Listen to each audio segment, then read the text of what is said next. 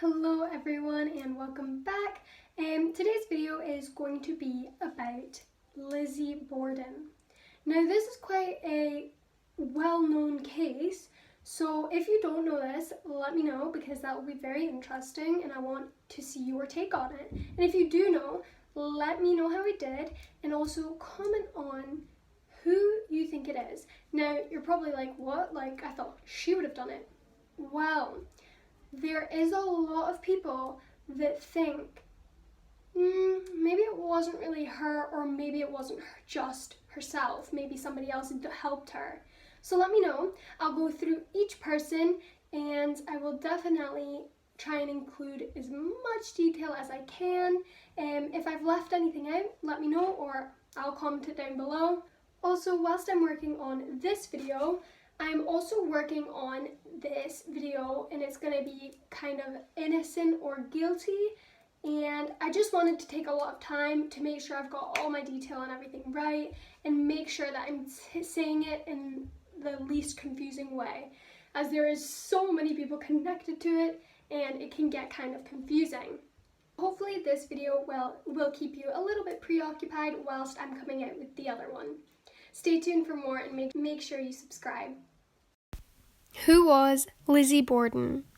Lizzie Borden, her full name Lizzie Andrew Borden, was born on July 19th, 1860, in Fall River, Massachusetts. Her family. Borden was the daughter of a well-to-do businessman who married for the second time in 1865, 3 years after Lizzie's mother died.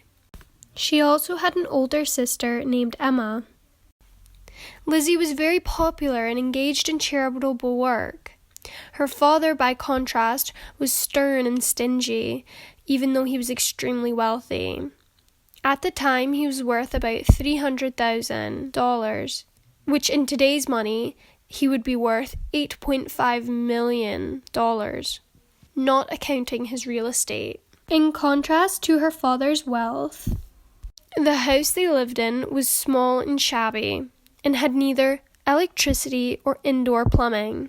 In 1884, when Andrew gave his wife's half-sister a house, his daughters objected and fought with their stepmother, refusing thereafter to call her mother and calling her simply Miss Borden instead. Andrew tried to make peace with their daughters, and in 1887 he gave them some funds and allowed them to rent out his old family home. Around this time, Lizzie had a small weekly income and about $2,000 in her bank account, which would be now worth $70,000 today. Lizzie had many difficulties. According to various accounts, Lizzie was mentally disturbed. She was known to be a kleptomaniac. Local shopkeepers would check for missing objects after she had been in and sent a bill to her father who paid them. And in 1891, Abby, who was Lizzie's stepmother, her jewellery box was rifled, after which her father bought locks for his bedroom door. The murder. On a Thursday morning, August 4th, 1892, Mr. Borden left the home to conduct his business, which left in the house his wife, an Irish maid, Bridget Sullivan, and Lizzie. Emma was away travelling. On his return, he settled on a couch for a nap, and around 11:15 a.m., Lizzie, according to her testimony, discovered her father dead, repeatedly struck in the head with a sharp instrument.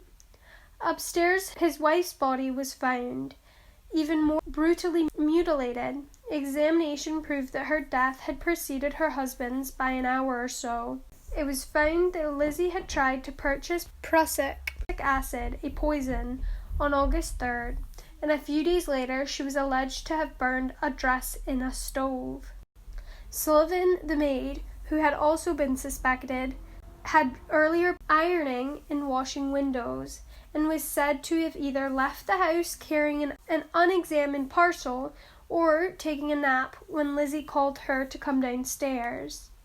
Lizzie said she had been in the barn and returned to find her father dead. After the doctors across the street were called, Abby's body was found. Because Andrew died without a will, his estate went to his daughters, not Abby's Family. Lizzie Borden was arrested for the killings. The trial. Borden's trial began on June 3, 1893. It was widely covered by the local and national press.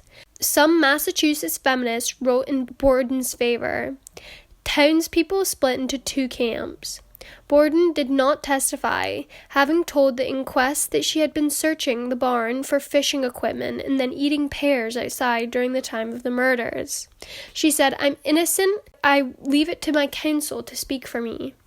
Evidence against her was that she tried to burn a dress a week after the murder. However, friends testified that it had actually been stained with paint. And also the reports that she had tried to buy the poison just before the murders. The murder weapon was never found for certain. A hatchet head that may have been washed and deliberately made to look dirty was discovered in the cellar. No blood-stained clothes were found.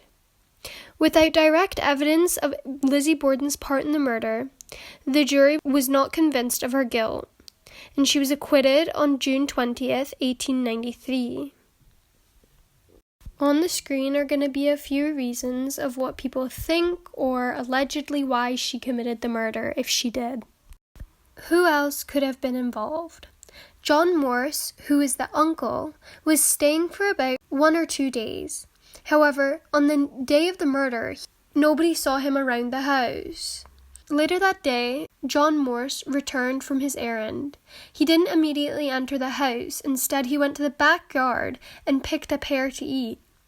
Some have noted this as strange behavior because he surely would have seen the police presence and wanted to know what had happened. Morse had the perfect alibi that day, but oddly, this led to doubts, as the alibi was almost too perfect. He knew the conductor's badge number as well as the exact number of streetcar. He also that day introduced himself to several priests. Morse never gained anything financially, and he didn't seem particularly close to his nieces either. One theory was that he did it for his sister, which was Emma and Lizzie's biological mother. However, Andrew and Abby had been married for nearly 20 years at the time of the murders, so why now? Another point of interest occurred on August 3rd, when Lizzie visited a friend, Alice Russell, in the evening. Lizzie apparently told Alice that she had growing concerns about the safety of her father, and she was worried that something was going to happen to him. Andrew had supposedly made a number of enemies, according to Lizzie. She had also noticed a number of strange, unsavory-looking individuals loitering outside the family home. Alice Russell was quite a key piece of evidence, as she was told this, and she also saw the dress that had been ruined by a red paint stain. People suspected that Bridget Sullivan had a part to play. Either she did the killing because she snapped, because she felt like she was overworked and felt unwell. She couldn't cope any longer. Or there's another theory that her and Lizzie were lovers and that her and Lizzie committed the act together, or that they were caught and Lizzie freaked out and killed them both. There is very little proof to back this theory up. However, it could be true that Lizzie may have been a lesbian. However, there's no such evidence that exists to say Bridget was a lesbian in any way. And last, the final suspect, other than Lizzie Borden, is a secret half-brother by the name of William Borden. Author Arthur Brown claimed that William was the result of a love affair between Andrew Borden and Phoebe Hathaway, William's mother. Upon finding out, William attempted to blackmail and extort money from his birth father. After the deaths, William Borden was also heard talking about an axe. This theory is built purely around hearsay, with no form of hard proof.